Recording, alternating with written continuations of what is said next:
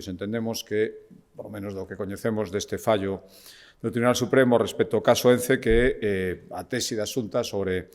o dereito destas concesións a ser renovadas quedaría avalado e, por lo tanto, ese equilibrio entre a preservación do litoral e manter actividades claves para a economía galega é posible e, por lo tanto, é un reforzo máis na decisión adoptada polo Consello da Xunta de Galicia de elaborar unha lei de ordenación do litoral propia de Galicia que, tendo en conta todos estes pronunciamentos, adapte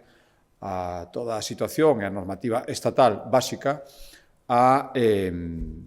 situación e as actividades económicas e as vivendas que están no noso litoral hai moitos anos preservando o medio ambiente e creando riqueza. Por lo tanto, esta é unha primeira análise conectada con esa decisión de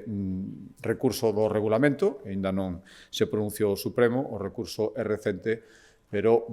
por o que coñecemos desta sentencia, consideramos, haberá tempo de análisis máis miúdos, que